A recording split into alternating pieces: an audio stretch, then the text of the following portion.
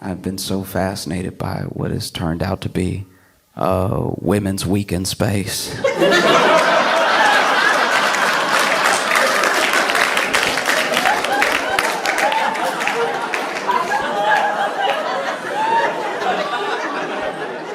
Could not have seen this coming. Truly could not have seen this coming. Okay, so basically, just to bring you up to speed in case you are just like living your life or whatever. There was a Blue Origin, they went up. I don't know what to call it. Because some people get offended when you call it a trip, but then other people get offended when you call it a mission. So it was a flight. It was a flight to space. So on this flight to space, on this Blue Origin flight to space, you had Carrie Ann Flynn, who's a film producer. You had Lauren Sanchez, who is Bezos' fiance. You had Aisha Bowe. I think that's how you pronounce her name. And she's an actual like aerospace engineer. And then you had Amanda Wynn, who is a bioastronautics researcher, which when I saw the words together, I was like, every once in a while you'll see somebody who has a job or a field of study that makes you feel dumber than is fair. Do you have it? Because you'll just be living your life and then they'll be like, I'm a bioastronautics researcher. And it's like, is that Iron Man? What do you...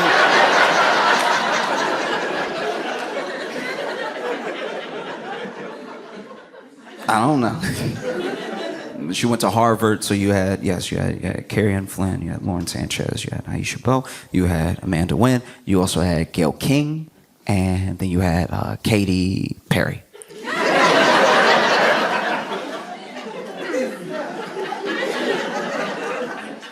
You had this set of individuals come together to go up in space.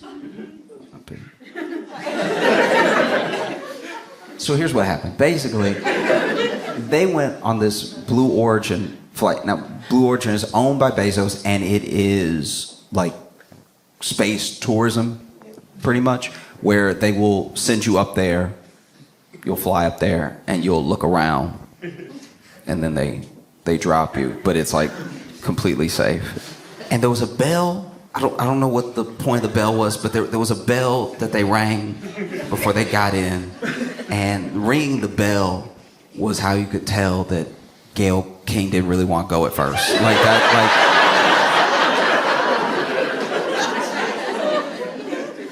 like that was tough.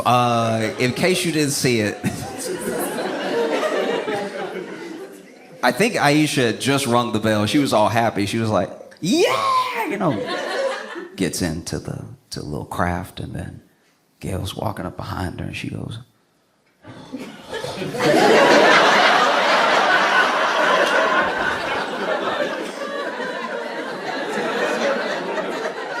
I've only seen that face one other time, and it was when my mom was trying to teach me how to drive.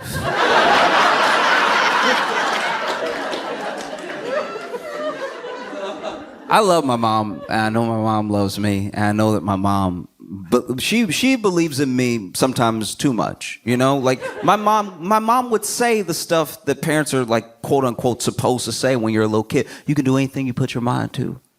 Ooh, you know, you may not get it now, but if you work harder, you're smart enough to figure it out. All of the positive affirmations you're supposed to give a kid to get them to accomplish something down the line, something difficult, right? Something that may seem nearly impossible.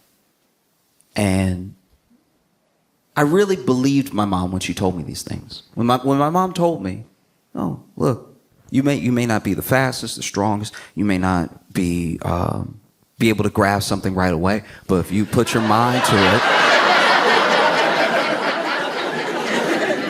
if you put your mind to it and you read that sentence over and over and over again, eventually you'll get it. And then if you keep doing that with the whole book, you'll understand it. You know, it's just, my mom was, always imparting on me that enough attention and hard work could get you to the places that talent got other people easily, you know?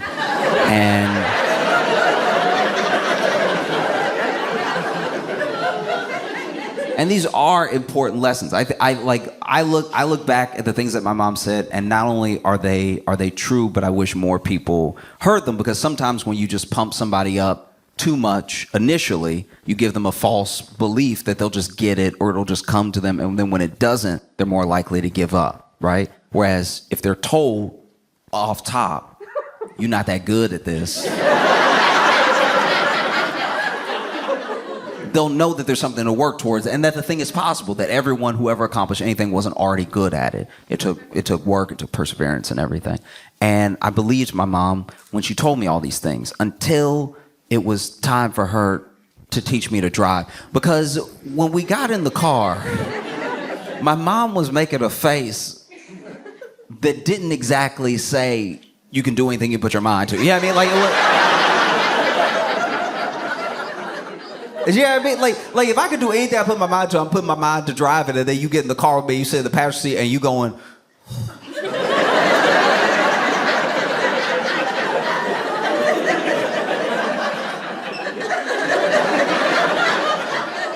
I'm starting to think that there's more to this whole thing, you know.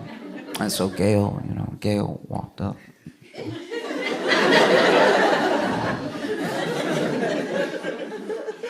They all get in the craft and they all pop off. They all get in the...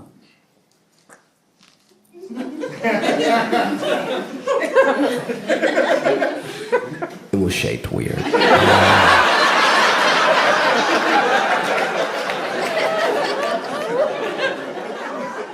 But I'm not an astronaut. I'm not a physicist, I'm not a scientist, so I will be using the wrong terminology a lot. Be patient with me.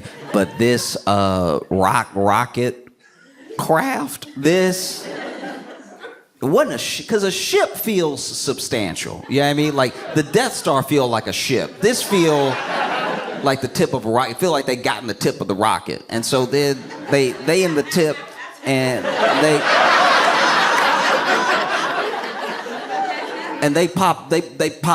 they leave, right? And so they but up, you know what I mean? Like they driving but up, right? And so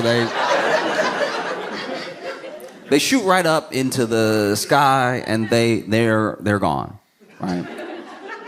And I thought when I heard about it initially, I thought, oh wow, they're gonna be gone. I didn't know anything about Blue Origin. I didn't know anything about the flight. So I thought they'd be gone for maybe, who knows, like a week or something. Like I thought it was gonna be.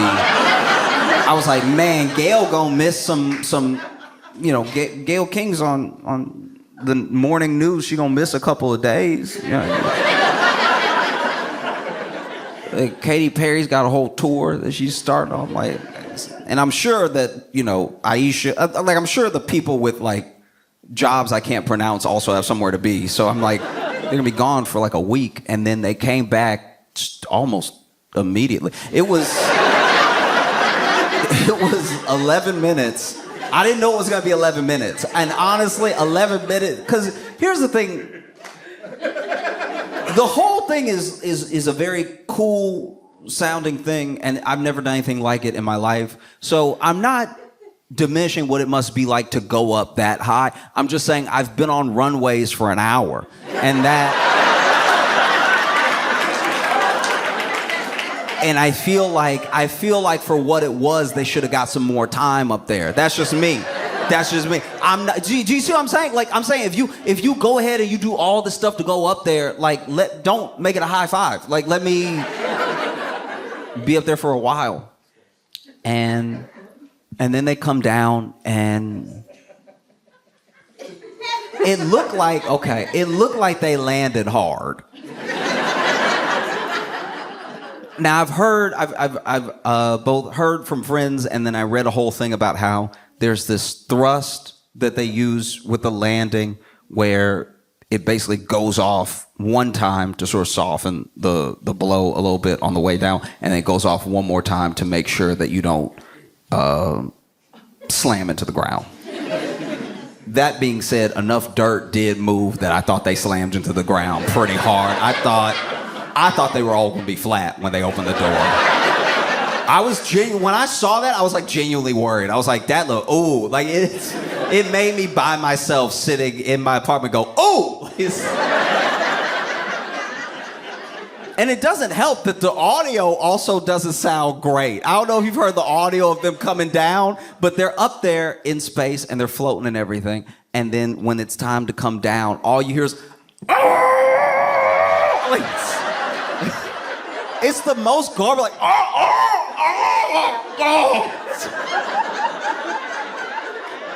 It made it sound like they were hurting them in there. Like,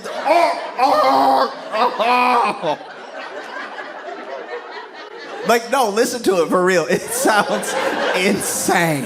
And don't get me wrong, if it had been me in there, I can confidently say, if it had been me in there with them, you wouldn't have heard anything. You wouldn't have heard anything because I would have already passed out a hell of a long time ago. I would have passed out so fast. As soon as I saw Earth coming back fast, I would have been like, nope, thank you. You wouldn't have caught me screaming because I would have been unconscious. There's no way. I wouldn't be up here. At most, you would have got a, like, that's all I'm hitting you with. No, that was crazy. That was crazy audio.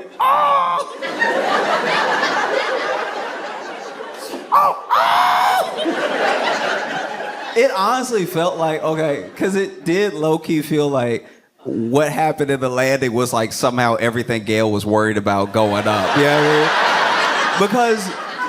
Because this is also what happened. The only other time, I know I was talking about my mom teaching me to drive and everything, but I think the other thing that makes you make a face like that, like ring the bell, and then walk towards the flight crap ship. I think the other thing that can do it is like a bad pep talk. There are good pep talks. There are pep talks that like really bring it out of you. The thing that the person saw in you that was giving you the pep talk, it comes out through their inspiring words, right? You see it a lot in football movies. They're like, Coach, we can't.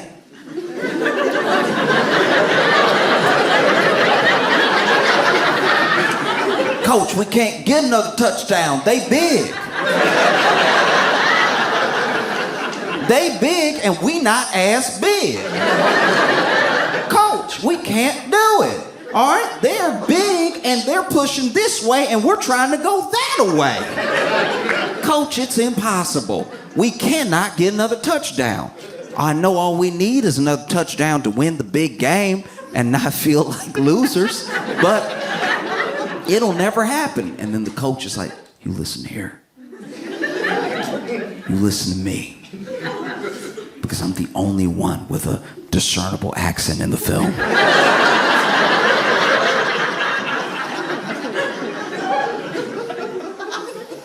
You can tell me all day what you can't do. But even when you say it, even when you say you can't do it, you know what's in there? It's can. Keep saying that you can't do it. Keep saying that you can't do it. Every time you say you can't do it, you're saying you can do it, but you're adding extra. You don't need the extra. You can do it. You can do it if you just want it bad enough. How bad do you want it? How bad do you not want to be a loser? This team, they beat you every year. That's why we're doing the film.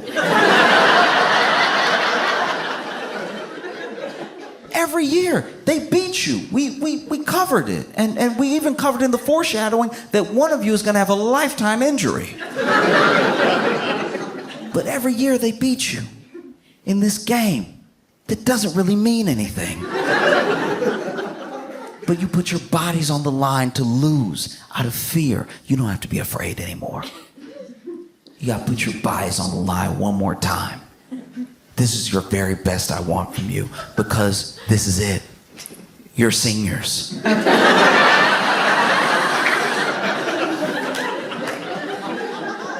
This is all you have. Some of you are barely gonna graduate. And none of you are making it to the NFL. So unless you want the last game that you ever played in your entire life to be a loss, you'll go out there and you'll put your joints, your tendons, your cerebellum. You'll put your knees, your ankles, your Achilles, your MCLs, your ACLs, your finger joints. You'll put it all on the line, all for the sake of that American pigskin to get to the other side, because this is war. This is exactly like war, except you're not really fighting for anything.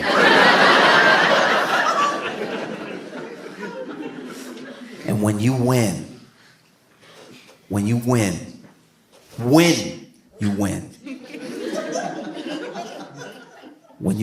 make it to the other side, when you get that touchdown and you're standing there and they topple over the field goal post, which is going to cost thousands of dollars. And everyone runs on the field to try to lift you up, and they hurt their backs because they're old. But you're all this town has, because industry left decades ago. And so they'll try to lift your oversized bodies on their shoulders. But it won't work, because everyone in this town somehow has sciatica. So it's not gonna be pretty. But when they lift you up, and you, quarterback, when your girlfriend tells you she's been keeping it from you the entire season, but she's pregnant, you'll be like, wow, at least my son's gonna have a winner as a father.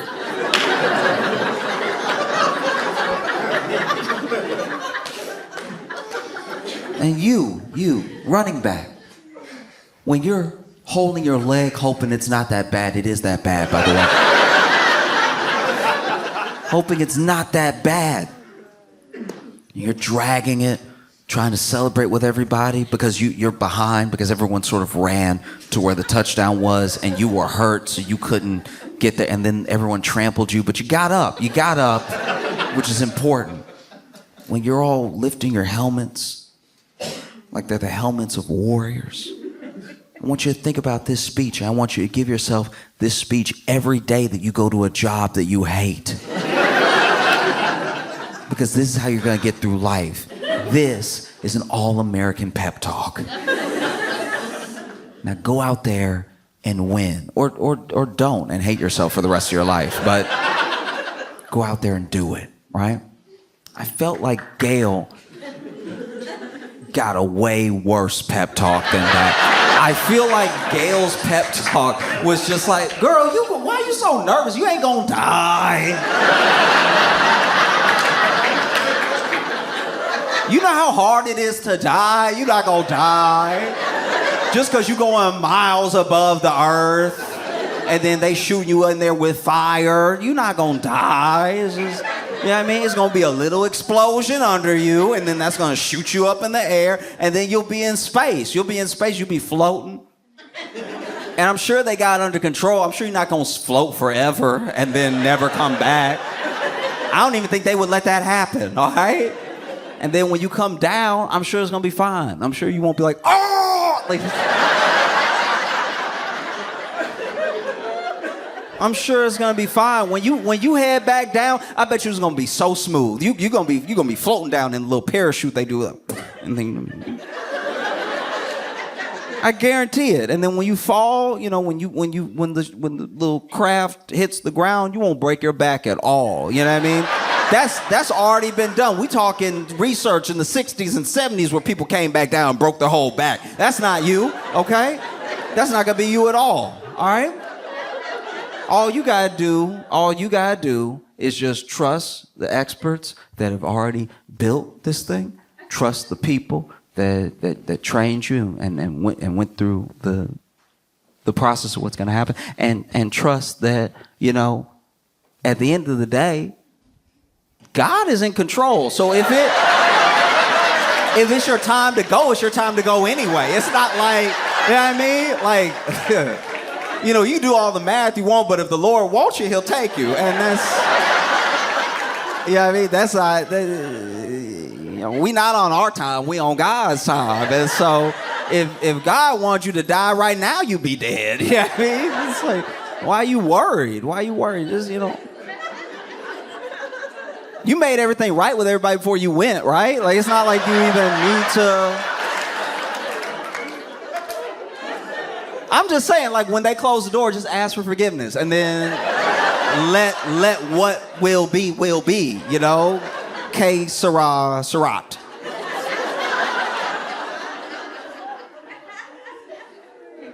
No, she just looked like she got one of those rough pep talks that had her like, okay. And they went in there. And when they shot up, they had about, I had to read this part, I wasn't sure, but they had about 4 minutes of like weightlessness, which I thought was zero gravity. It turns out it wasn't actually zero gravity. They were falling, but slowly, because they went up to the, I'm gonna mispronounce it, but they went to like the Kármán line.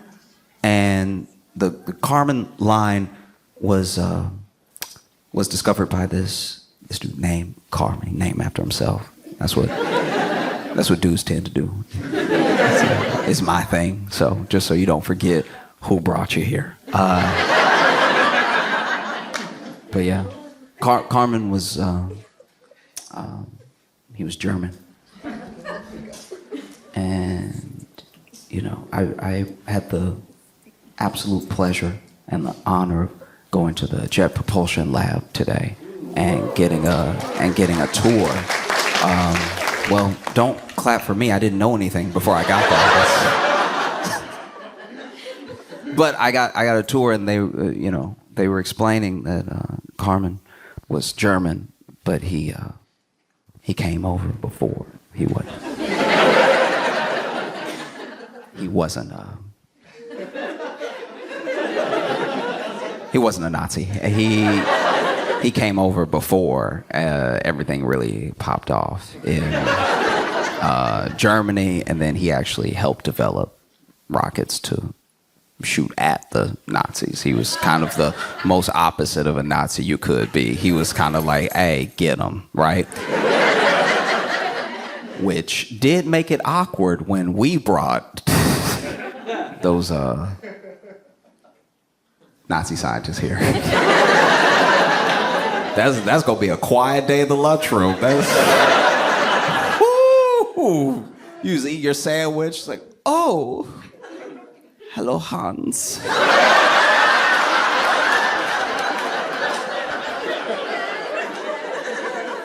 I see you made it out.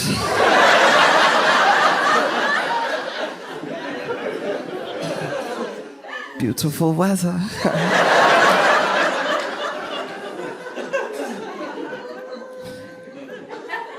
Yeah, basically, they went up to the Kármán line, and then when you go past the Kármán line, that's like when you're like in space. Now, admittedly, I didn't know any of this, so I thought it was all space. I thought as soon as you left, it was space. I'm not saying I've ever been on a flight and I was like, ugh, space. I'm saying like they were high enough that they saw the moon and they saw like the corners of the earth that just looked cloudy, and I was like, that looked like space to me. It's very spacey. And what I loved about them floating, so a lot of people gave them like a ton of flack as if they were just taking selfies the whole time. It's not they were taking selfies, there's just cameras in the thing. They were looking at the cameras, but the cameras are above the window. So everybody's like, why are you looking at the camera? Look out the window. It's like, no, they were looking at both. They can see the window because the camera's right above it. And so they were looking in the camera some of the time, but you can see where everybody's looking out the window too. And they were weightless, so they were all excited. They're like, oh, look. And they were like, one of my favorite things was at every stage, there's just so many there's so many shots of Katy Perry floating in front of the camera that were genuinely very fun. Like someone will just be in the middle of like, and then Katy Perry.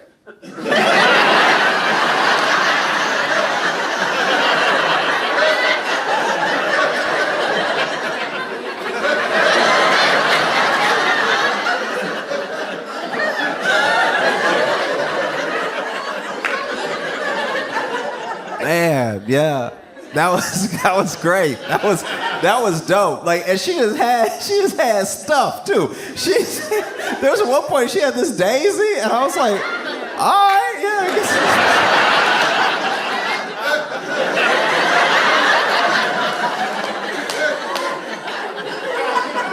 She had like her tour set list there. I was like, y'all let Katy bring anything she want on the flight. That's wild. Man. I was half expecting Katy to bring a picture of Katy up there.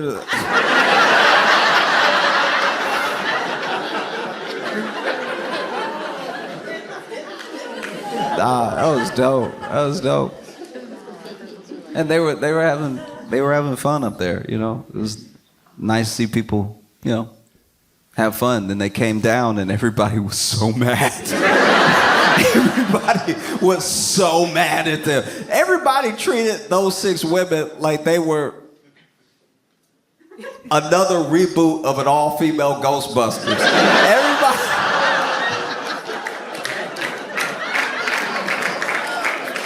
People were so mad at them. They landed and people were like, why'd you go in space? Why are you floating, Katy? Like, geez, sorry. Man. And admittedly, they got out, and I did see Katy's interview. Right when she got out of the craft, and look. All right. I'm gonna do my best. Okay.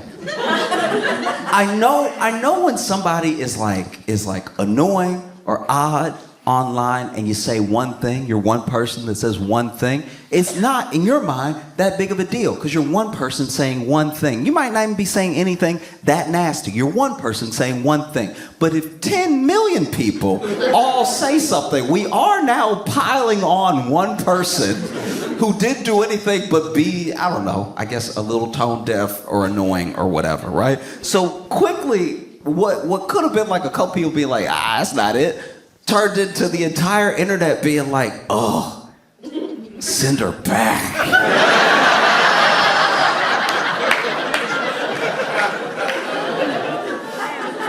That's me quoting Wendy's.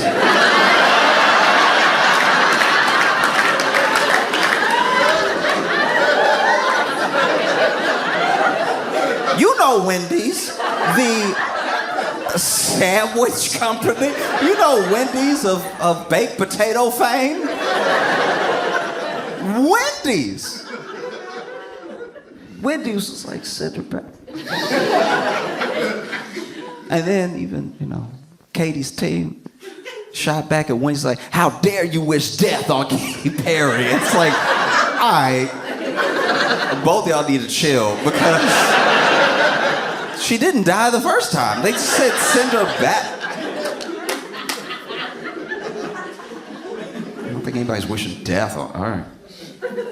And then, you know, she had her interview, and I've been the person who has tried to help the person who didn't hear what they sound. Okay, a good example is there was a foreign exchange student one time at my school, and whenever people transfer, especially like the year's already started and they transferred, right? That is an easy target for other kids. That's a kid that's not, I'm not saying they have to get bullied, but are potentially gonna get bullied because now anyone who is at the bottom of like the high school hierarchy, there's a new person. We don't know anything about this person, so unless they prove that they're very, very cool, very, very quickly, they can be at the bottom. And because no one wants to be at the bottom, the people that were at the bottom also pile on this person, right? And so I remember just being in conversation with people like, hey, chill, leave them alone. I know they're a little odd.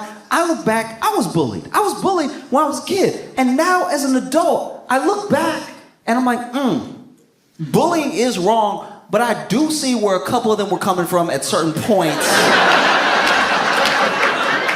where I was doing the most. Like there were a couple times I did open myself up to some scrutiny. Yeah, I mean, like there are a couple of days that I could have not been humming some musical theater number so loud in the boys' locker room. Like I could have not invited some of that in. I know I was just being myself, and everybody should be allowed to be themselves. But there's also common sense. And I don't know. Yeah, I was definitely in that situation one time as a kid. And I was like, hey, look, I know that they're different, but they're different. Just chill, right? And then one time they took out all the crystals, put them on the desk. Class hadn't started yet. All the crystals on the desk. Everybody, look, what you doing? It's like, oh, these are my crystals. And then I was like, all right, y'all, be cool. Be cool. And then they grabbed two of the crystals and they're like, brrr! I'm like, nah, see, you're not helping me help you. You see you're not helping me help you right now. Who else in the class? Who else doing it? I'm not saying don't be an individual. I'm just saying you know these aren't good people around us right now.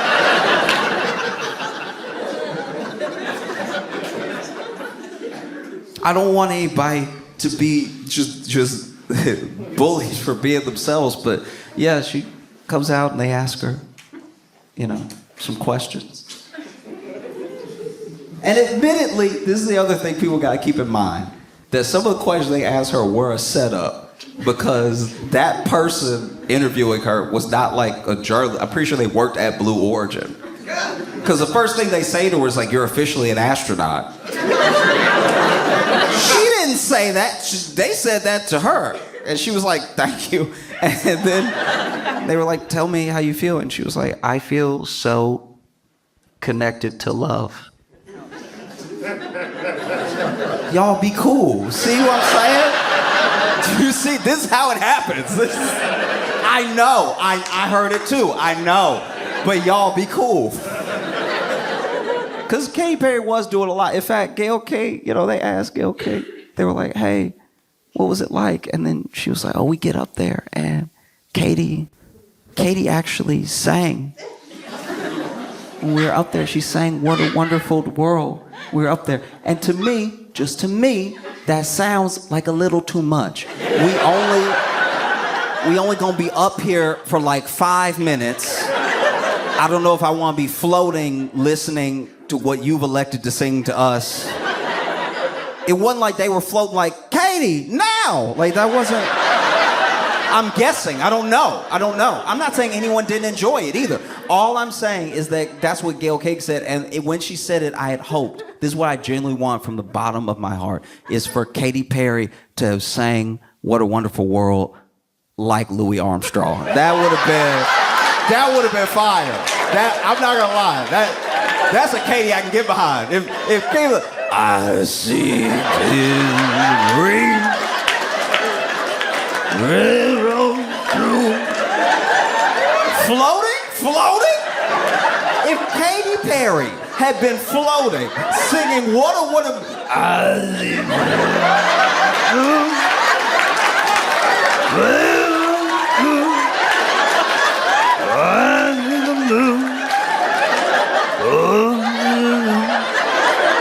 I think to myself,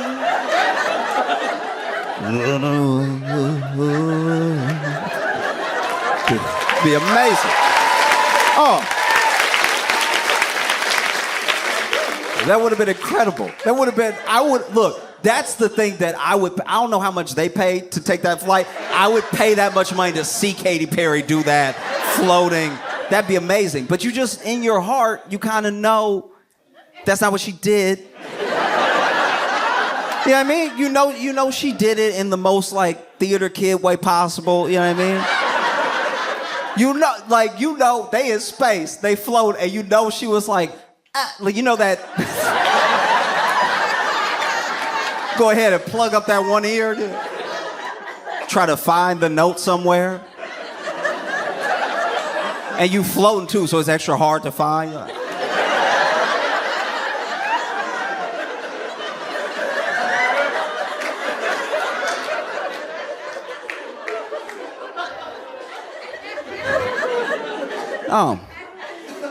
People were so mad. I didn't even know, I don't admittedly know much about space at all. I don't at all. That's the wildest thing, is that I shouldn't even tell you this, but basically, okay. So I went to the Jet Propulsion Lab, and they showed us this these arrows that are basically tracking pretty much like all the things that are known, right? So pointing at Mars, pointing at certain like planets, moons, everything, and the arrows will randomly change based on what they're pointing at. And admittedly, this is how dumb I am, right? I was confused when everything wasn't just pointing up.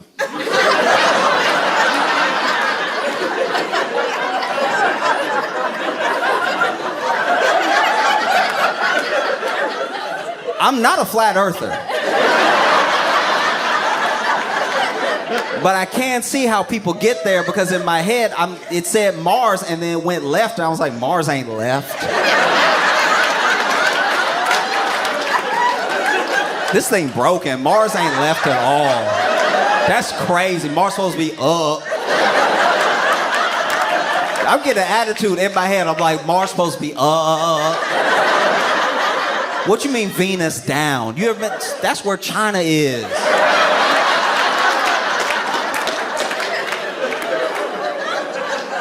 People don't have any sense. You know what I'm saying? Like, that's wild. They just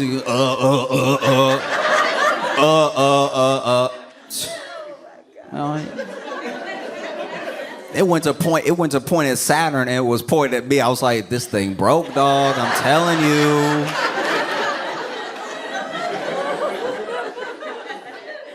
No, I don't know much about space, and there were so many people that were like, they faked the whole thing. They didn't even go up. They never went up at all. The whole launch was AI, and then when they landed, that was a tape from a different time, because those people definitely died. And it's like, no, they don't need to fake it.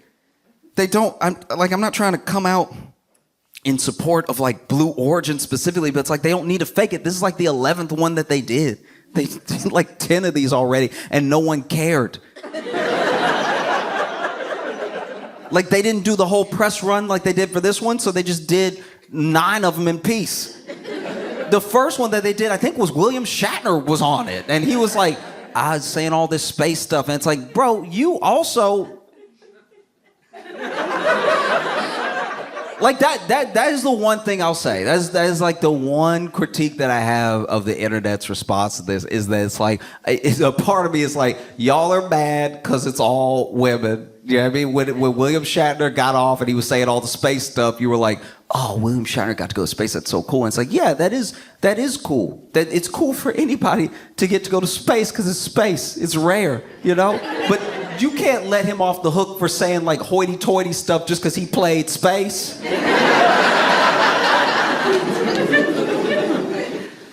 This is my thing. Maybe I'm the only one that feels this way, but I was happy for Gail that she got to go. I know that she's not, you know, like an astronaut. I know she's not trained in this sort of thing, but Gail needs a break. We make Gail interview everybody before their life fall apart. We made Gail interview R. Kelly right before jail. Don't act like you don't remember that. We made Gail sit there. R. Kelly know he going to jail too. You could smell the jail on him. He knew he was going to jail. That's why he was sitting there, didn't know what to do. He was half singing, half crying. Is this working? Sweating, people coming up to blot the sweat off, and you're like, y'all killing me! Hitting notes while he screams. Gail had to sit there the whole time. Robert.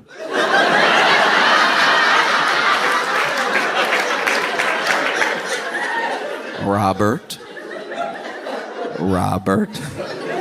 Are these cameras on? I hope these cameras are. Robert.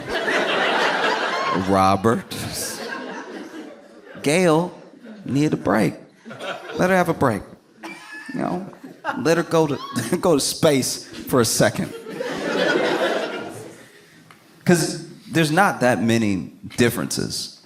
Tons of similarities in the people who went up to space and the people that went to Coachella. There's a ton. Both have potentially horrific bathroom experiences. You know what I mean? Like true, imagine. Because first of all, you at Coachella, right? And you just trying to get through your day, see your favorite bands, have experiences with your friends. You're financing this thing. It's gonna take you months to pay off, trying to make the most of it. And so maybe, yeah, you had a chili dog before you came.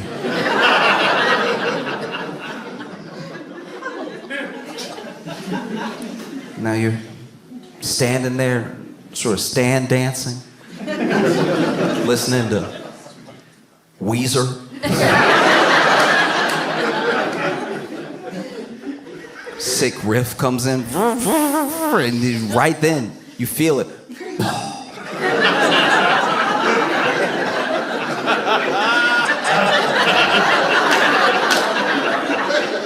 Not a quiet one.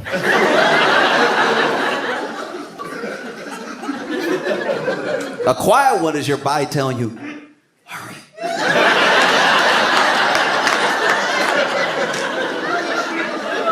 You ever have one of those quiet ones that like, it's just a moment, and only you know it happened. You're the only person in the world that knows.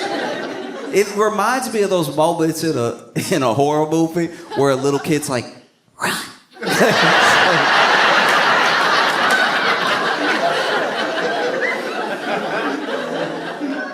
So you book it.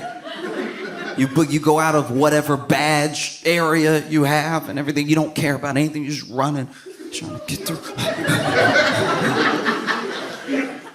And what do you find? A line. A line to use one of the most blown out porta potties in the history of America. This thing, it's like a little wooden. It's like they're not even supposed to be wooden anymore. This is from Woodstock in 1977.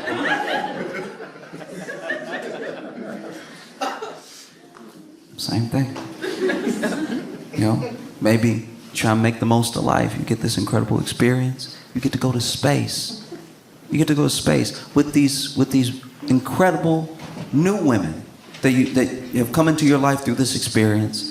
You've had your 2 days of training together, getting to know each other, doing this like op-ed together and everything, and you try and enjoy life to the fullest, and so you do. You get ready to go on this space trip. It's gonna be 11 minutes, but they're gonna be an incredible 11 minutes of your life. And so yeah, before you leave home, you have a chili dog.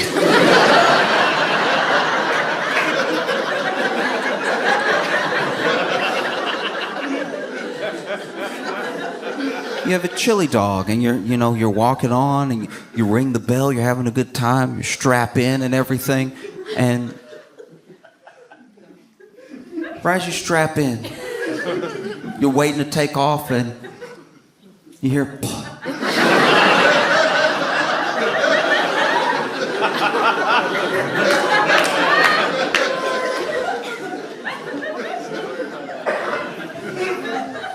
They take off, you feel a couple G's, you're like, no.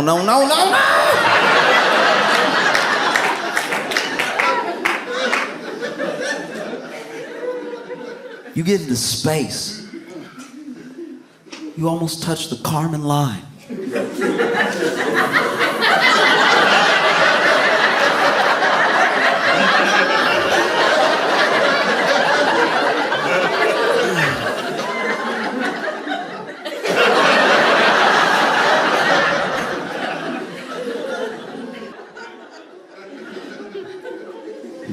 Then you hit the ground. You hit the ground. Plop. Okay. I made it. 11 minutes. I held it together. You pop out of the little pod, trying to calmly look for the nearest bathroom. Everybody clapping. Everybody clapping. Oprah there, the Jenners, everybody clapping. And then somebody runs up. How's it feel to be an astronaut?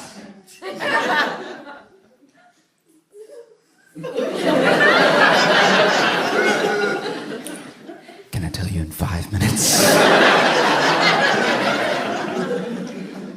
Oh, there's a ton of similarities with Space Trip and Coachella. Both cool outfits. You know, people at Coachella usually make theirs, but they have these cool suits made and everything. Both things sponsored by Amazon, sponsored by Bezos. Both things yield really interesting, esoteric captions on Instagram. You know, they ask Katy Perry how she feels, and she goes, "I feel so connected to love." This is the most powerful spiritual loving experience I've had, second to the birth of my child, right? And be honest. Tell me that's also not Instagram caption about Coachella. Like that, like if we're being fair, you know? When I watched Katy's interview right out of the pod, I was like, y'all clouded this woman just because the edibles hit. Like, everyone was so mad. They were so mad. And I don't even think they're mad at like Katy or any of those women. I don't think they're mad that like the thing is like tone deaf in nature or whatever. I think they're mad because people are like having a hard time living. Do you know what I mean? It's like they are kind of like the easy placeholder right now for how we feel about how the actual world is. No one's really mad at them. If they had gone and come back, you wouldn't have known. That's how little it affects our actual lives. But we're mad because we see it and we see like, because the thing, okay, the thing with a Blue Origin as well is we don't actually know how much it costs to go up. And we know some people get invited to go up and some people have to pay. But they do a thing, and this is very crafty. This is how the rich stay rich, right? We know that it's like $150K deposit if you want to go. We don't know what the next installments are. And I feel like we don't know what the next installments are so they can charge people different stuff. Because maybe you put down 150 and then you have to pay another 150 to go up. And then you put down 150, but you got to pay 500,000 to go up. And as long as y'all don't talk, it's all good. Because these people come together from all walks of life and all these different places in the world and they go up. But for a similar flight, for a similar flight to what they did, there was a guy who paid $28 million. All right? He's allowed to be mad. He's allowed to be mad that anybody got to do it for free because 28 million, even if you're a billionaire, 28 million is still a damn, like that's wild, 28 million. So I'm just saying, it's wild that thing, we're assuming anyone on that flight had to pay. I can't imagine Bezos making his fiance pay. You know, I don't know if anybody on that flight paid. And I know that the only poor version that we have of what they did is froyo. Because you ever been filling up your cup and you don't have that much of your account, so you gotta fill it with hope. You gotta hope that like, that's a lot of air. That's a lot of air. Let's just put it on the weight right here. $5.50, thank goodness. One time I was getting froyo and I was by myself, but there was a woman checking out before me, and she had stuffed it, got the cookie dough in there, and she had the M&Ms. She had a couple extra flavors, and it was high. It was like a little pyramid of froyo and everything. And then old boy went to ring her up, and it was $135. And I was like, I know he lifted the scale because I'm looking at $17 easy. And then it was my turn.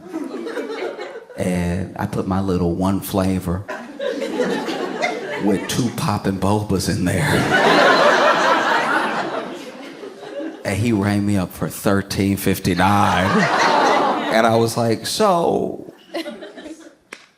you got your thumb on it, or what you do? This is crazy. Because I don't think we're that mad at them. I think what's actually happening is that it's very hard to get by right now, and it's hard to escape. And I don't know. Everyone could use a little escapism one way or another, and we're losing access to that because whether you want to go on spring break, and spring break is the most expensive it's been in potentially recorded history. or you want to just go to Coachella. Dude, Coachella tickets. So I didn't even know this was happening. Apparently there are people that are like financing their Coachella trip in like installments. Like they putting Coachella on layaway. And it's not like some people. Apparently it's like 60% of ticket goers are like on a payment plan for Coachella, which is insane. That's wild. That you, in increments, long after, you still paying for Coachella, long after Coachella and stuff. And then you see these people who get a break. They get to go to space for free. And you know they could have paid. You know they could afford to pay it. You get angry. And I think people would be less angry if they just went ahead and whether they did a whole flight or half a flight filled with people who just need a break. You know what I mean? That's all you gotta do. Just get like two of the most tired moms you can find.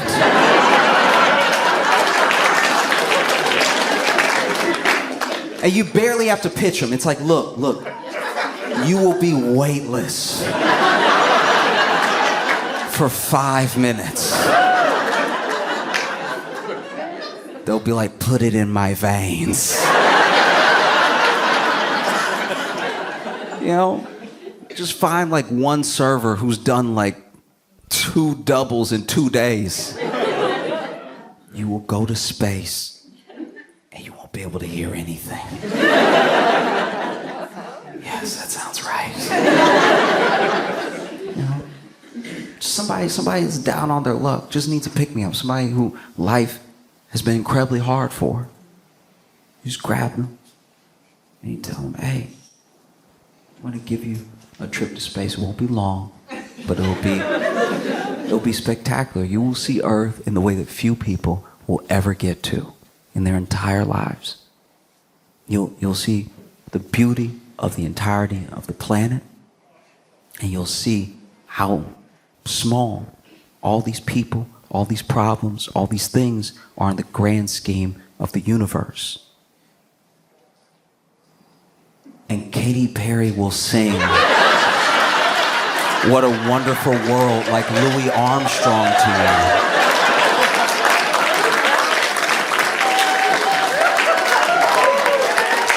It'll be spectacular. Y'all been amazing. Thank you so much. Enjoy something. I love being in Seattle. It's dope here, you know. Feels like if Brooklyn had mountains. Yeah, it's just a more relaxed, seemingly relaxed pace of life here than I'm used to. Because even y'all's, I'm not critiquing, I'm just noticing. Even y'all's crime is at a slower pace. You know what I mean? Like, y'all still got crime and everything, but when it happens, it's like, everybody's like, oh yeah, that is illegal.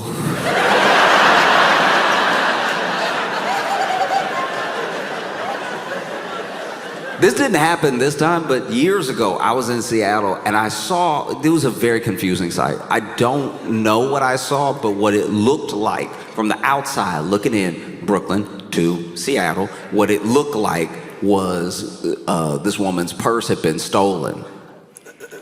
But the thief and the woman weren't running. I think that's what confused us all, because we were, like, one of two things was happening, all right? Either a couple had an argument, the man walked away forgetting he had been holding his girlfriend's purse. So he walking off in a huff, and then she following him because maybe she knows whatever she said went a little too far this time. Or a man with very little commitment to his craft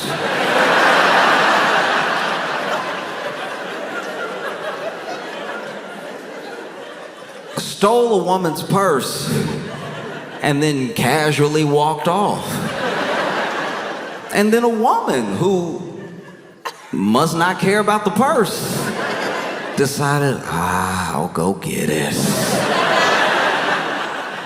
It was so confusing because the man was walking, and he was walking like casually. He's just walking, holding the purse, but just walking. And then the woman behind him is like, hey, hey, hey. And then at one point she leaned towards the purse to grab, the strap. And the man was like, huh.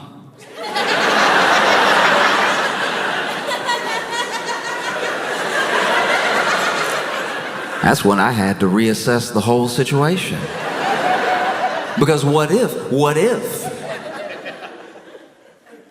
it was not this woman's purse? What if this woman is the lazy thief? What if this man is just trying to have a day out with his purse, and this woman who likes the purse is like, I would like to have that, and I don't plan on paying or running. And they just continue like that down the street. Hey, hey, hey. I watched them do this into the distance.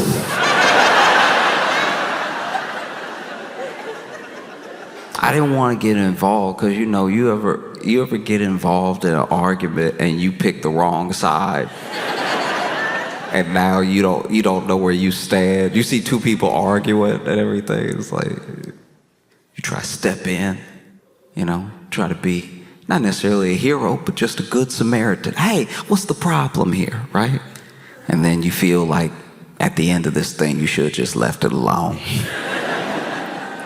One time, I was doing a bar show, and we get out of the bar show, and in the parking lot is this couple having this shouting match, and this big old dude and this tiny woman, and he's not moving in a way that's threatening her, but he is like just yelling at her real loud, and she's yelling too, but he's got a booming voice, and she just can't match his level. And they are getting like a little closer. He's still not like bucking up or anything. It's just, if anything, she's walking up to him, I guess to make her point, a little bit more clearly. And so, I don't know, my friends and I saw this, and I just walked over, just being like, hey, y'all good? What's with all this yelling? And admittedly, I was talking to him. This is a big old dude yelling at this tiny woman. And in my head, I'm like, all right, hopefully if I step in, somebody will back me up. Do you know what I mean? Like, I'm not big enough to stop him, and I don't know the proper techniques, but if I throw myself at him and somebody else is coming, then maybe together we could come up with something to do. And so he's yelling, she's yelling. I'm like, hey, y'all good? Y'all good? What's up? What's up? Calm down, bro. What's up? And then he's like, she poisoned my dog.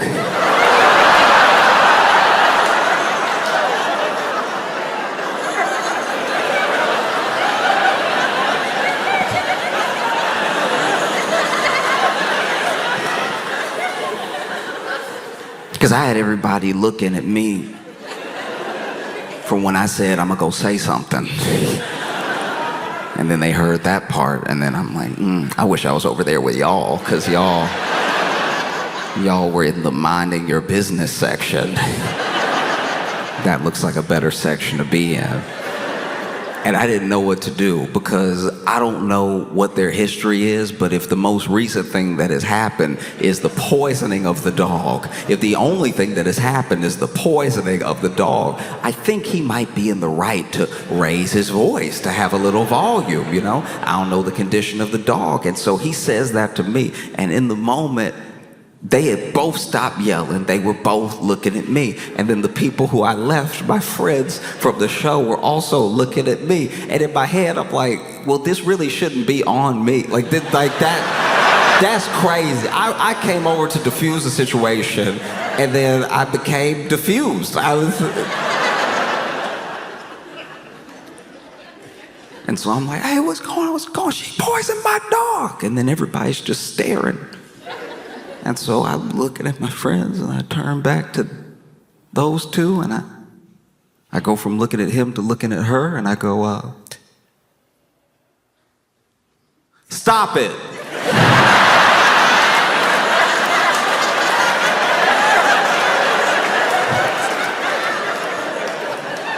Nah, I hate picking the wrong side. Yeah, it sucks. I've been watching the news, and I can't help but be taken aback what's going on between people and the companies that these people buy from. You know, Target. They know. Believe me. Target has been in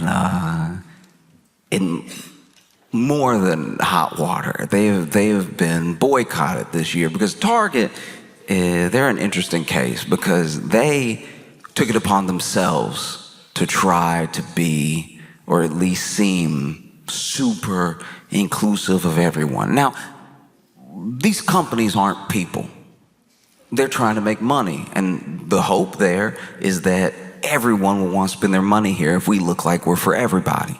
That's the idea that goes into it, and a lot of people would say that that's just good business. You want to appeal to as many people as possible, so as many people as possible buy your product or products, right? And so they did that. They took it upon themselves to be the place where it's like, look, Target, you can come here, you can get anything.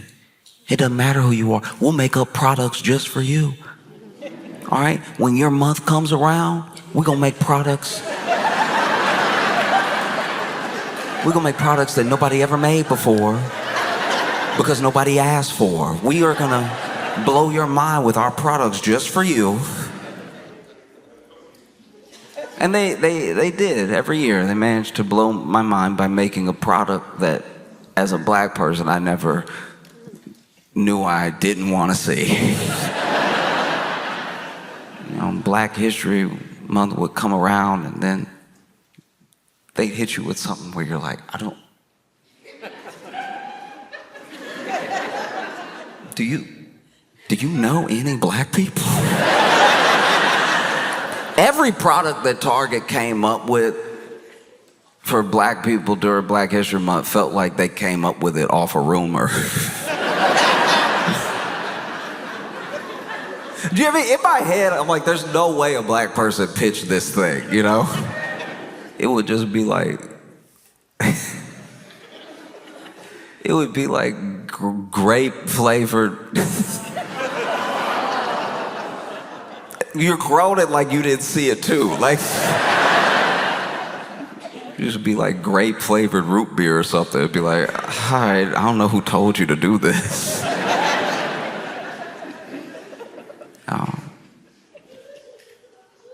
They would come out with stuff that made you go, okay, well, even if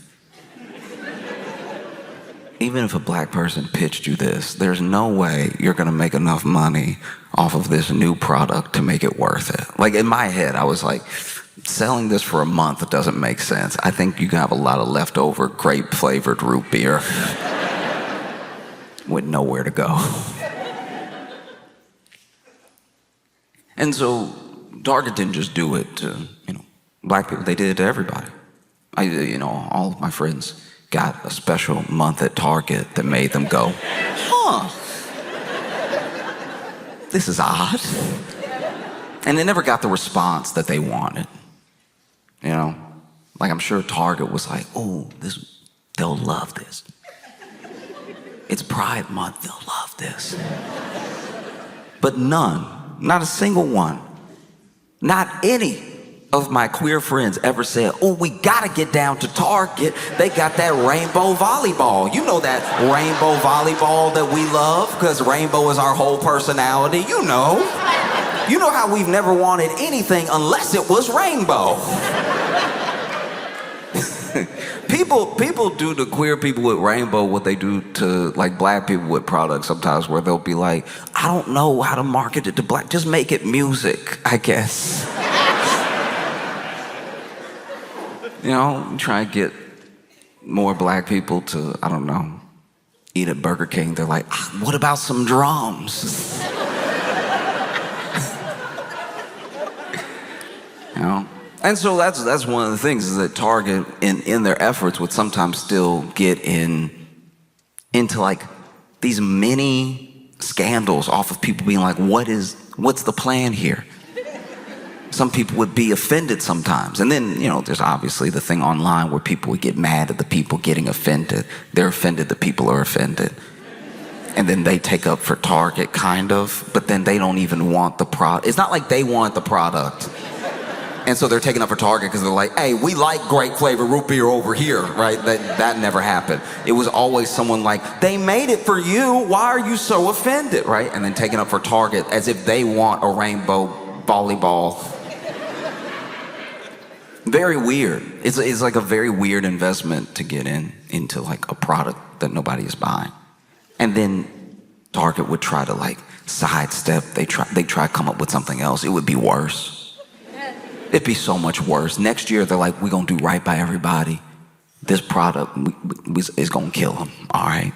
They're going to love it. Watermelon paper plates.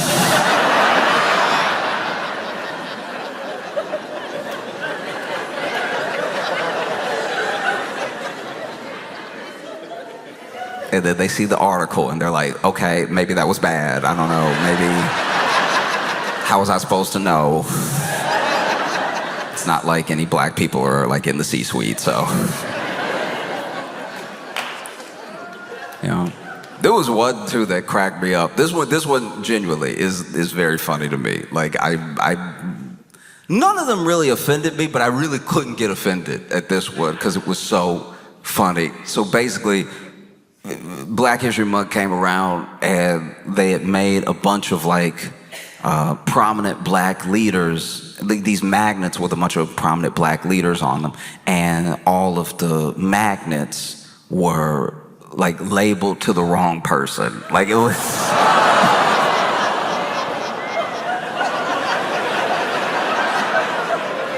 you could just tell whoever did it that day. Like they were looking at Booker T. Washington, they were like, Muhammad Ali. Like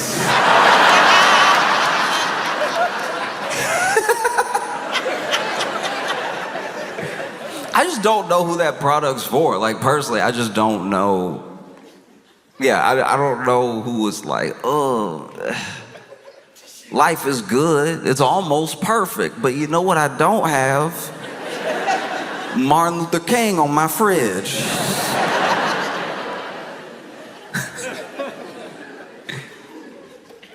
And sometimes people were more than just offended by these products. Sometimes people felt like that this was like a direct mocking or something, you know? And so then they would boycott Target.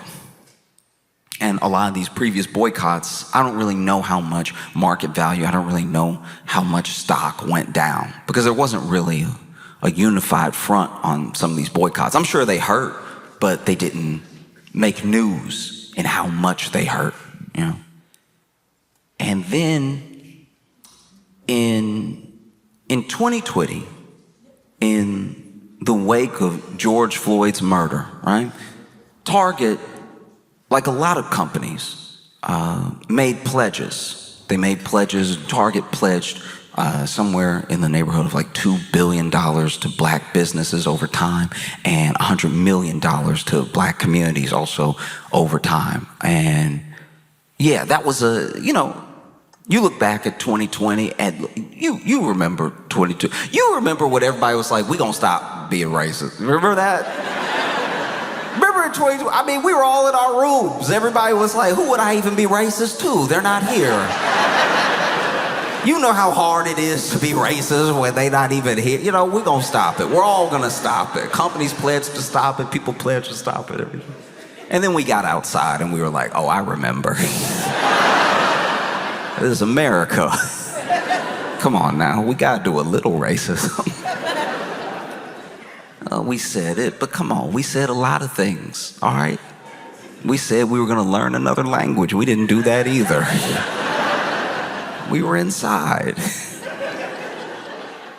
You say crazy stuff when you get cabin fever, like, I'll stop being racist. Yeah. And so then you have the next few years where Target themselves, no one was talking to Target that I know of. Nobody had put a target on Target to like be the great hope of black business. They got involved. They were like, and we'll do $2 billion. But nobody was looking at them that I know of. They just inserted themselves, you know, like an annoying person would. And they made a big pledge. That's a big pledge. Even if you were a multi-billion-dollar company, $2 billion is like a lot. And so you see when Target gets all into all the diversity, all the inclusivity and everything, that's just to try to make money. I hope we can all understand that. And not just because they betrayed the things that they said that they cared about like 5 years ago. I think even when they were saying it, even when it was happening, we were like, okay. I mean, I look at a company making promises about how much its mission cares about people, multi-billion-dollar company. I look at that the way I look at, like, sexting.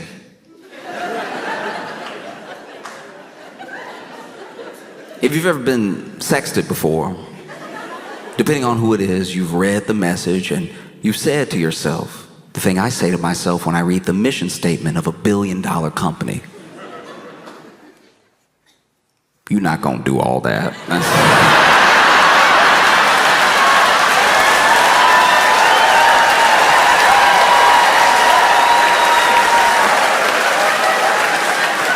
No, that's a lie. That's a lie.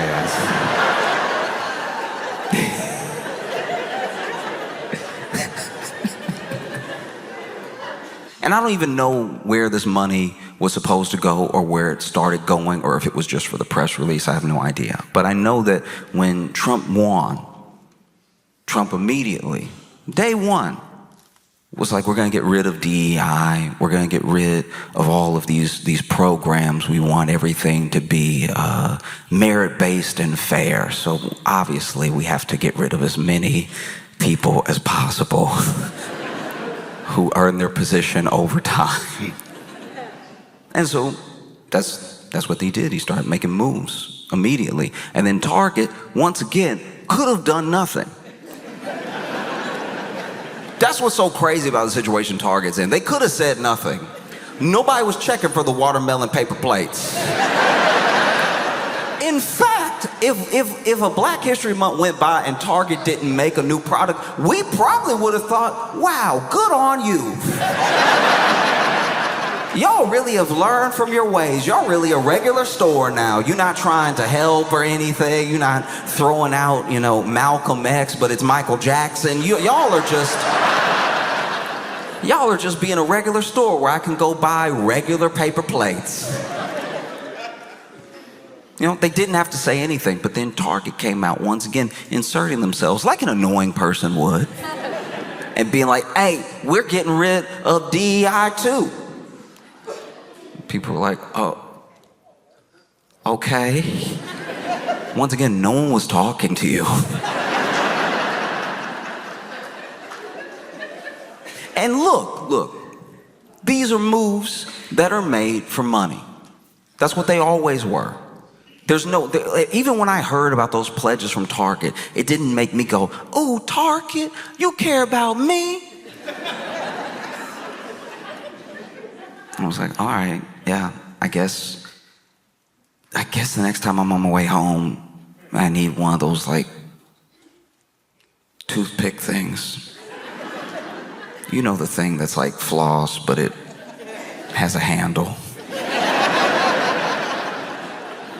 I guess if I need one of those and Target is on the way home, maybe I'll buy it at Target. That's as much as it moved me. But just because I didn't have a business and I didn't really know what this pledge meant, so it didn't like change my mind about Target. I don't care about Target enough for my mind to be changed. I just went on about my life.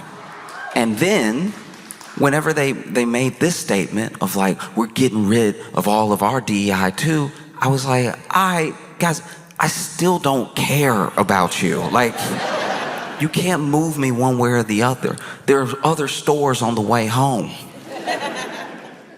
But people who either were pledged that money or have been watching Target to make sure they kept their word, they noticed that statement. And they noticed that it's pretty convenient to get all the social capital out of making a pledge, a $2 billion pledge and a $100 million pledge that you haven't had to come up good on. And now you're going to end it just in time to not really have to get into it. That's very convenient. And so then there were people who called them up on it. They were like, all right, look, a pledge is a pledge. You can label it however you want, but you said publicly that you would be donating this money. And you know what we're going to do? We're going to boycott. We're going to boycott Target. And then this Target boycott started. And a lot of people poo-pooed it initially. A lot of people were like, Target gets boycotted all the time. Didn't you hear about the grape-flavored root beer? But this thing was different, and there's a lot of numbers in it. There's a lot of numbers to the tune of $100 million to more than $2 billion. This thing takes off, like really takes off. And I found out about it late. I did. I'll tell you right now. I found out about the Target boycott very, very late. And I don't mean very, very late as in yesterday. I found out about it when I was in Target.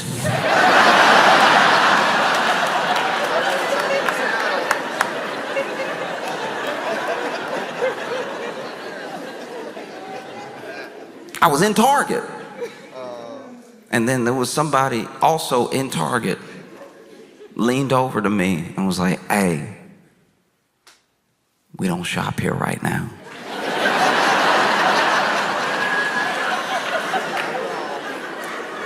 You got to see this from my perspective real quick. From my perspective, I had gone into a store. Into a store. I'm not thinking about his Target. I went into a store to get what I needed to get.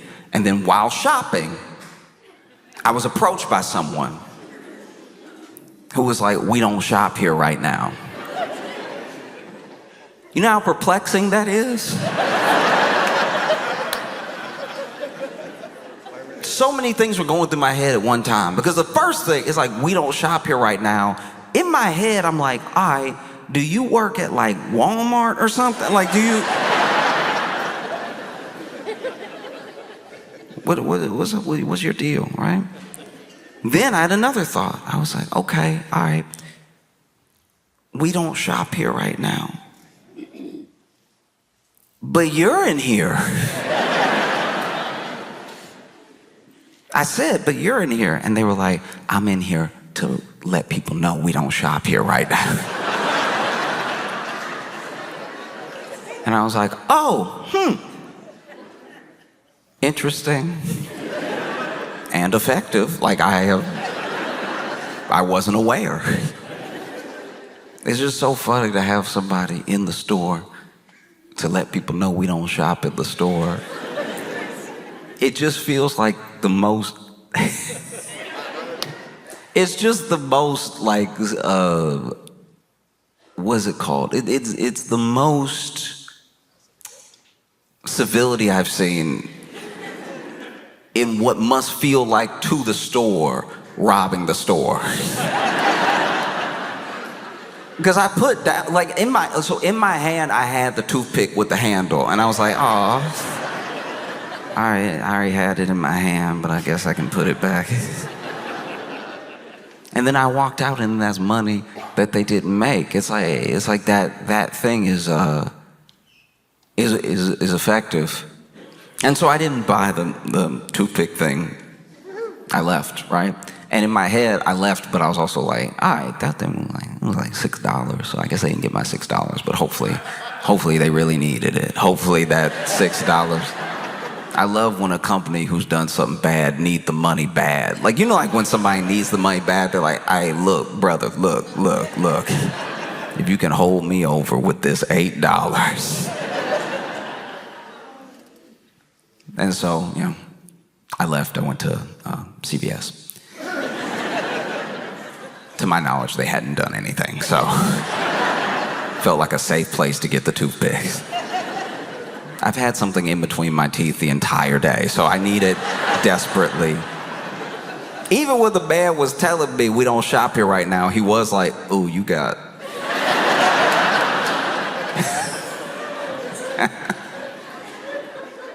And so I left.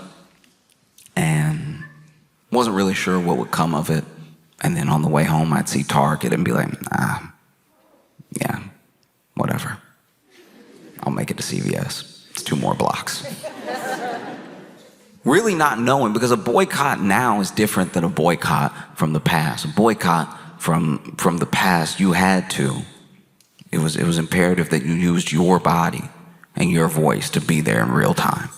You had to go there. You had to go out. You had to pick it outside of the store to let people know how you felt about the store. And the numbers that you had, it sort of dictated the narrative, because they couldn't run. They had newspapers that they could maybe run some ads in or try to create a narrative, but nobody could argue with what they saw with their own eyes. Not yet. It wasn't present day.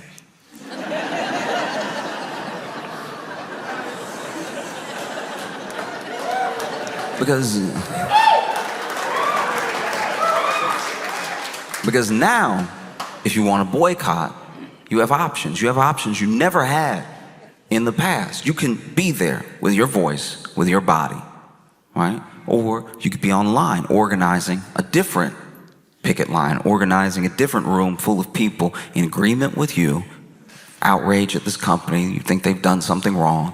And it doesn't even have to be a worthy cause. Truly, that's what's crazy about it. It's like, it's the same as it's always been, but there's just different avenues to do those same things. So now you have the benefit. Instead of needing to fly everyone who cares about this thing and thinks this thing to the same space that you're in right now to be in a picket line with you, so you can show the company that hundreds, maybe even thousands of people feel this way, you can just be online. These companies, they're trying to be just like us. They're trying to act and behave like people. They want you to think of them as a person, which is why they do things to try to ingratiate themselves to you like a person would. They make pledges of things they'll do, things that maybe would ingratiate you to them and feel like they're your friend. They're not your friend, they're a corporation. But you can use the fact that they want to seem like a person to you to let them know how you feel about them. That's access that has never happened until now, And so you get all of these people doing it at one time, and it does have a compound effect. Because it's not as visible as it was in 50s, 60s, 70s, I think we sometimes lose a little bit of hope and a little bit of understanding of what a boycott can do, or what a protest can do, because it seems like these companies have so much money that they can never be brought back down. But that's just not true. You look at Target from then to now, and I know market valuations go up and down. I know they fluctuate. Things are not set in stone just because they go bad for a while. But them going bad for a while is a wake-up call to the company. And people boycotted Target, even up until present day. I don't know when it'll be over, to be honest with you. I really don't know when I can go in Target again. And I'm not thirsty to go in Target again. I'm just like, it's on the way home, and I just have to keep reminding myself, like, no, we not, no, right? But Target has lost more than it promised. Target's lost more than $100 million, and has lost more than the $2 billion that it pledged. By the most recent estimate that I saw, and it could be different on a different day, it could be different in this moment, but Target, through this boycott, has lost somewhere in the neighborhood of $12.4 billion in market value.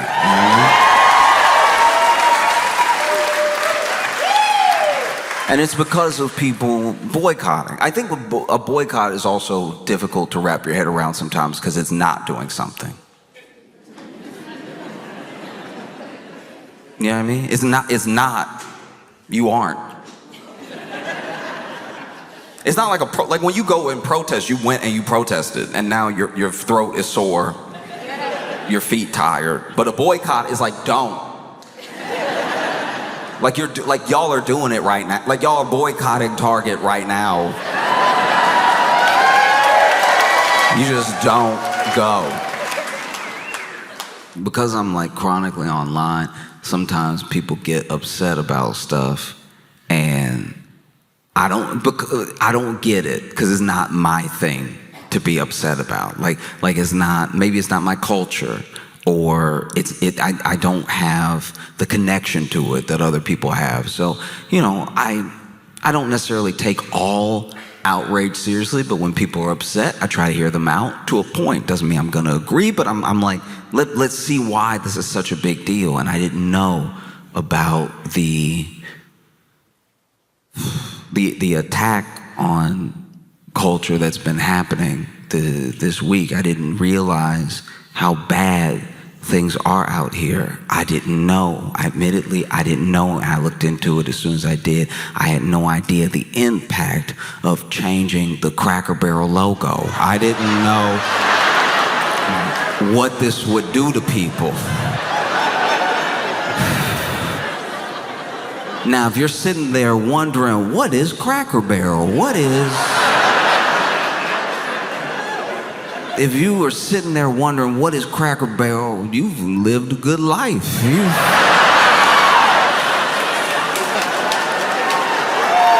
If you're sitting there wondering what Cracker Barrel is, you are doing perfectly fine. But just to bring you up to speed, it is a restaurant, a sit-down restaurant, and they have a side that is restaurant. They have a side that's like little gift shop, knickknacks and stuff. It's very cute. I grew up in the South, so I grew up with Cracker Barrel, right? And Cracker Barrel, they look. Listen to me, all right? Sometimes something happens, and everyone is so reactionary now that like they don't form their opinion authentically. I saw this and I didn't care. And when you don't care, you're able to be at least a little bit closer to objective, right? So I saw what was happening. And they changed the Cracker Barrel logo. If you've never seen the Cracker Barrel logo, get ready.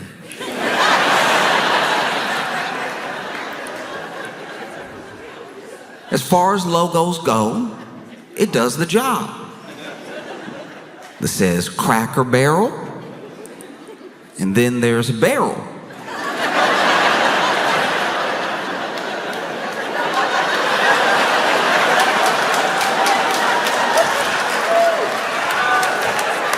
And then there's a guy next to the barrel, right? And the guy next to the barrel posted up. The guy next to the barrel is out here feeling himself. He's over here like...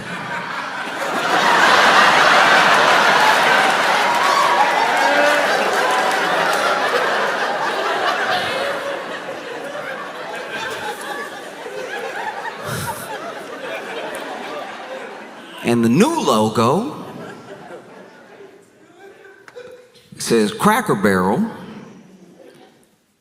with really nothing else, or really like just two ovals around it. It is objectively worse. I understand that the people upset are making it about something that I at least don't think it's about, right? Because there were people that saw them get rid of the guy and the barrel, and then they were like, this.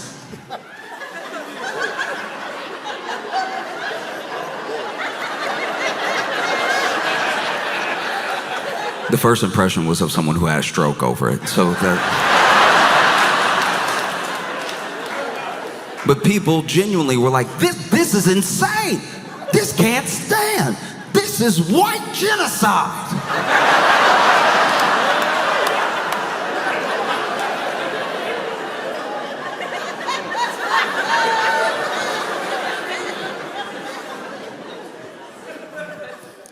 Listen to me. I'm no expert, and I could be wrong. I'm wrong all the time. But I'm pretty sure that just as many white people are alive after they changed the logo.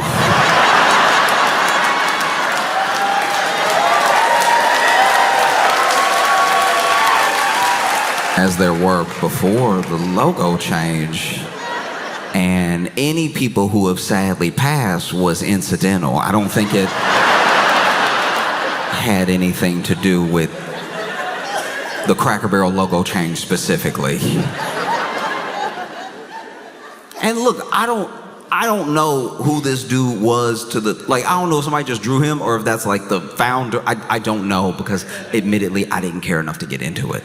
But all I know is that look, I'm not on their side as far as everything they're saying, but this is a worse logo. Like, it just is. They basically did the Washington football team to white people. They just up there saying what it is and not giving us anything else.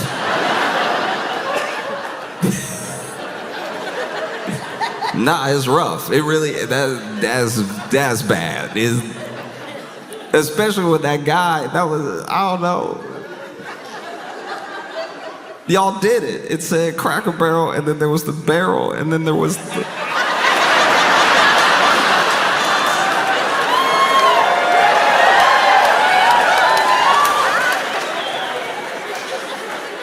the guy. Y'all being rude, not me.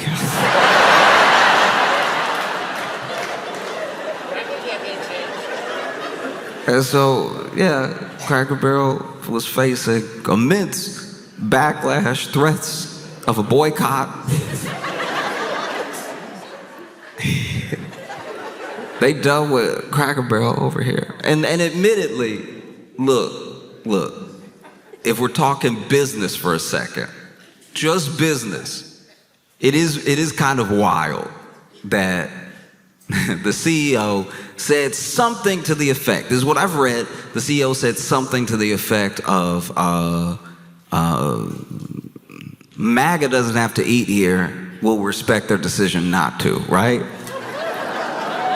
So they got directly called out. They got directly called out by this CEO. I don't even know what prompted it. I don't know what the question was that led to that answer.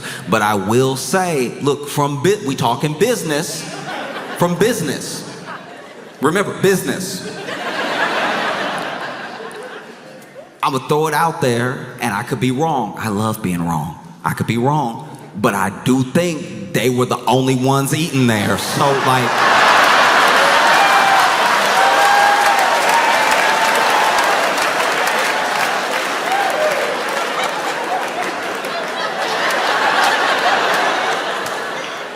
that would be like the dude at the Red Hat Company being like, we don't need MAGA. It's like,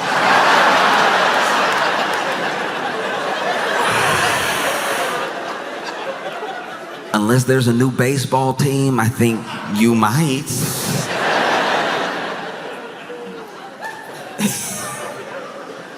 No, it was truly wild. And now MAGA's is saying backlash. Look, I don't know what's bots and what's actually people upset. All I know is I've seen a lot of tweets. A lot of tweets being like, I can't believe, look at these. You know what's funny too? It's like sometimes people get mad at you and they start describing you in their anger. And it doesn't sound as bad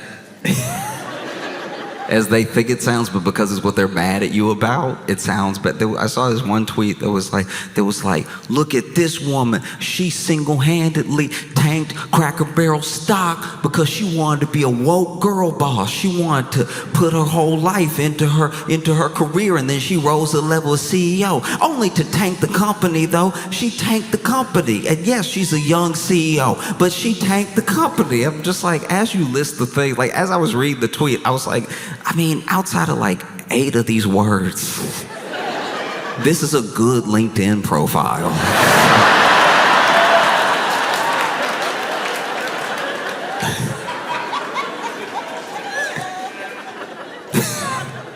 That's why it almost felt like a bot, because it was like complimentary and angry at the same time. You know what I mean? Like, after her departure from this company, she came to Cracker Barrel, where she quickly rose through the ranks, only to tank the company, but quickly rose through the ranks.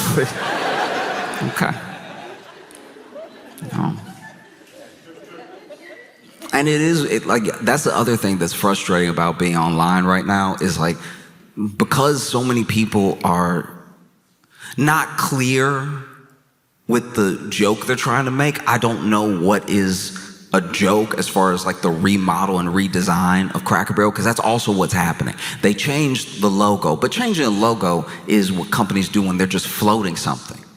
They're just throwing the idea out there to sort of test the market reaction. Maybe they've already actually changed the logo, but it's very easy for a company to tweet out from the company account, what do y'all think about this logo? And do your market research that way. It's simple enough. But they said that not only were they changing the logo, they were going to remodel and redesign 500 locations, is at least what I read. And I saw a picture of the redesign.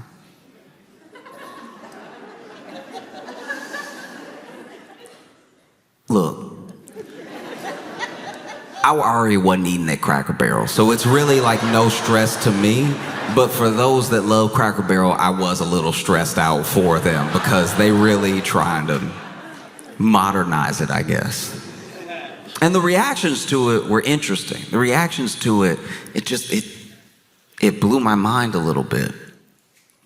Because there were people genuinely being like, this is an erasure of American culture, and it is an erasure of white culture, like white heritage and everything. And like, I've been to a Cracker Barrel, and yes, it's very white, but like,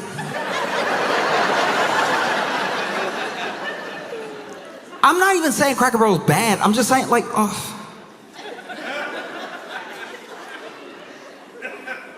I'm trying to like figure out how to word this. Like, it's like, if you want to just talk about like white culture, like if you're concerned with like white heritage, it's just Cracker Barrel should be so low on that you know what I mean? I've grown up around white people. I've known white people my whole life, and very few have ever mentioned Cracker Barrel when it wasn't at the next exit. Like, I didn't know it meant this much to white people. That's ignorant of me. I am sorry to be walking around in America of all places, not knowing how important this was to your heritage and culture. I don't know. I'm not going to speak for anybody, but I feel like even white people read that and were like, me?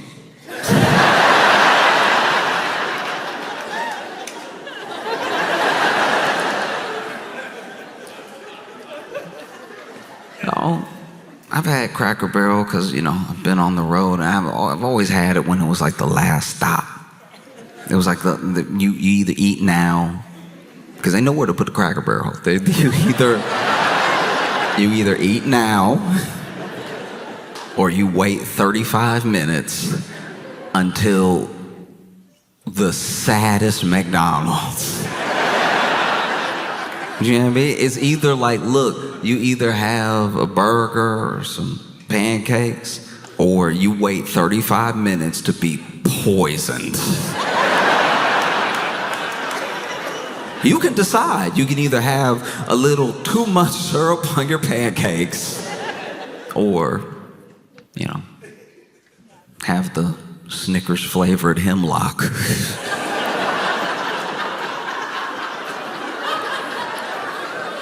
It just makes me mad. They're not even trying to be food anymore. They're like, no, we put the fryer is in the floor now. Like, we just... It doesn't change.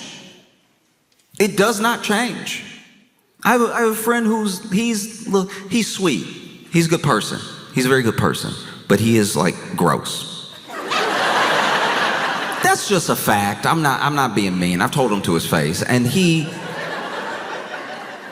has before, you know, eaten in his car to the point of not knowing that he had like a rapper in his car, and to the point of like maybe not finishing his meal in the car, going inside, and to the point of having an old burger in his car for quite a while. And a McDonald's burger, to be fair, not just picking on McDonald's here, any burger left out for long, for days, for road trips will smell. My problem is a McDonald's burger left in your car for a month. Stop smelling.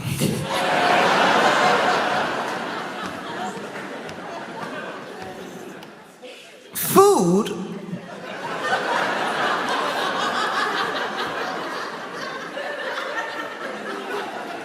Food is supposed to go through a process.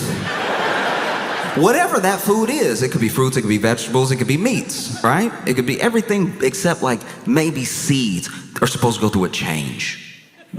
They get to a point where they're growing, they get to a point where they're ripe. Even if it's meat, you get to a point where the animal is killed, the animal is prepared, and then the meat is there to be eaten. Even with processed food, the process is usually to extend the shelf life of the food, but there's still a time to eat it and a time to not. And the fact that McDonald's goes through the process, like the burger goes through the process, they actually, I think, kill a cow. They actually, I assume, make a burger. And then they actually sell it to you. And then maybe you get two, and then you only have time to eat one. And then maybe it falls off the passenger seat, and then it slides back because you were making a sharp left turn because you don't know how to drive. So you change lanes last minute when you're on the highway like a lunatic who's trying to get killed, who's trying to be injured in a car accident. And so you swerve, and then that swerve slides the burger under the seat, and you go about your life. You get home, you go to work the next day, you come home, you go to work the next day, you come home, and you do start to smell something. But because you're gross, you're not going to do anything about it. You just sort of know that you smell it.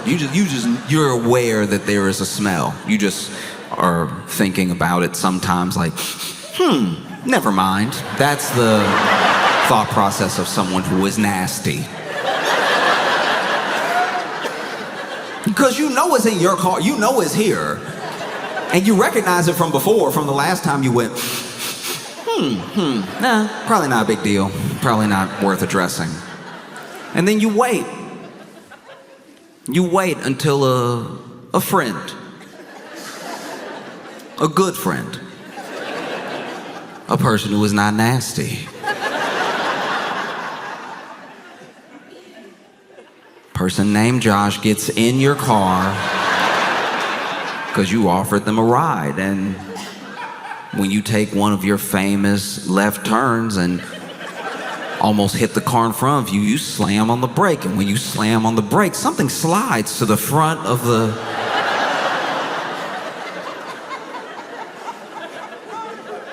something hits poor Josh's foot.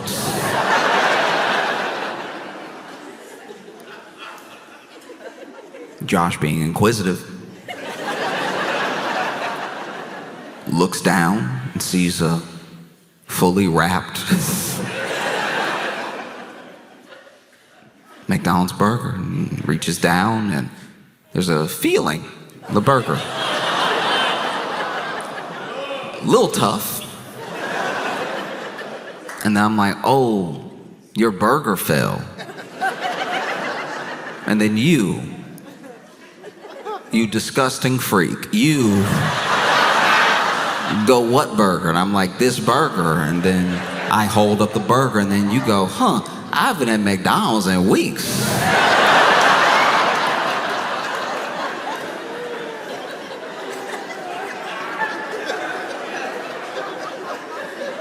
And then Josh goes, oh.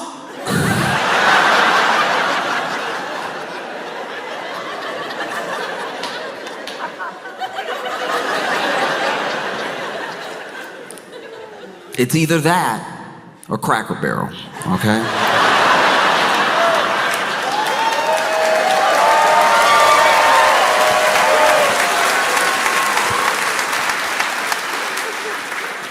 And look, a part of me understands people are coming from. Part of me understands that some people hate change. Some people love the nostalgia of going to Cracker Barrel. Some people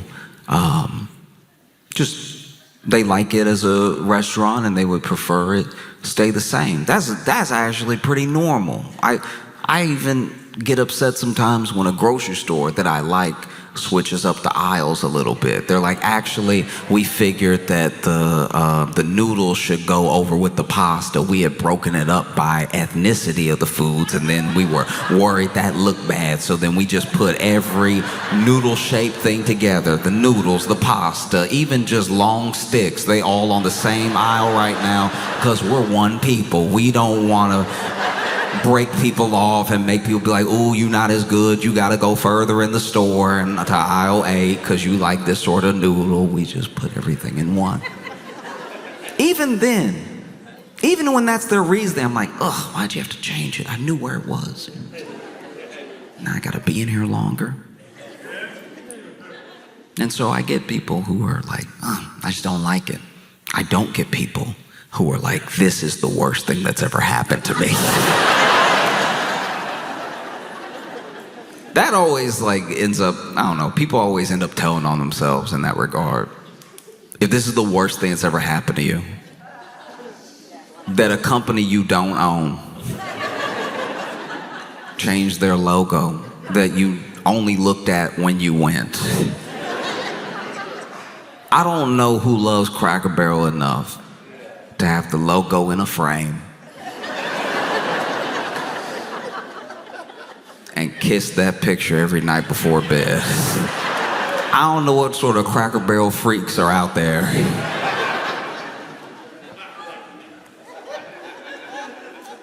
But yeah, the backlash has been stiff. It was swift, it happened quickly. They announced this change and then they lost, apparently, $100 million in market value.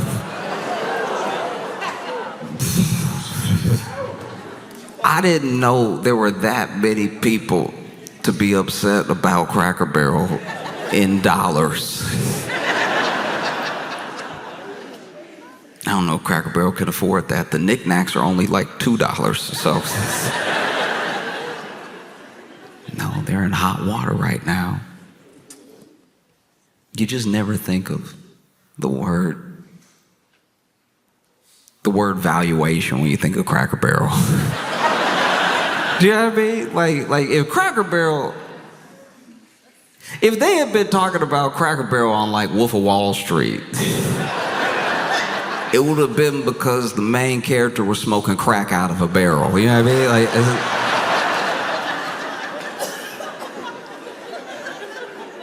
mean? Wild to me that people are this upset. And I don't know, that's what I find interesting about like boycotts and protests sometimes, is that it just needs to be intentional to be effective, you know? And it could happen to any company. They forget that all the time, that it could happen to any of them, you know? But it just doesn't happen often enough. You know, they've consolidated to a point, they've built up monopolies to a point where if you're going to participate, you have to buy from one of them or some of them some of the time. And that's the situation we find ourselves in, you know. And then it's nice when you get a little glimmer of hope when people decide to, you know, vote with their dollar and say, if this is how you feel about me, Target, then nah. Then no. And then, while you may not be Target's #1 customer, you may not be a Target head. Them not getting your $3.50, them not getting your $26.42, them not getting your $100, them not getting your $5, them not getting your $3, them not getting your $485, you're moving. Them not getting all manner of money from you starts to equal up to about $100 million.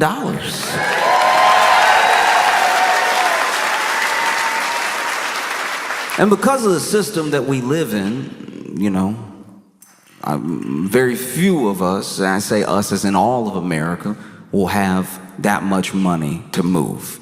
That is a very minute part of the entire population that has that amount of money to move, but together we have that much money to move. You know? And because these companies are not people, because people you can reason with, people can understand something that is based in logic, you know? But companies don't. Companies only understand gains and losses. And so the only way to make them understand is to make them lose. And make them lose so much that it hurts, and it really hurts. And then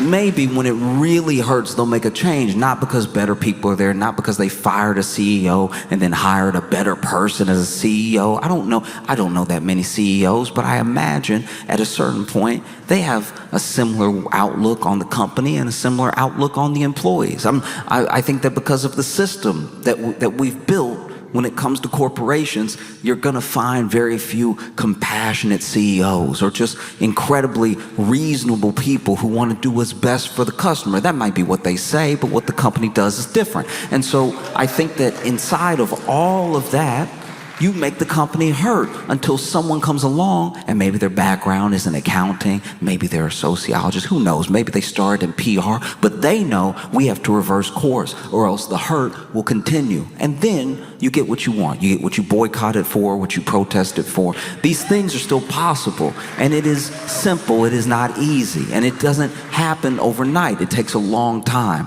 We are at an advantage. We're at an advantage that the people in the 50s, 60s, and 70s weren't at, because we don't need to be there all the time with our body using our specific voice. We can organize online. We can organize in person as well. We can build community around a cause. And then we can exact that cause to the tune of $100 million, you know? And then when that thing happens, maybe the next company will go, but you know what happened to Target.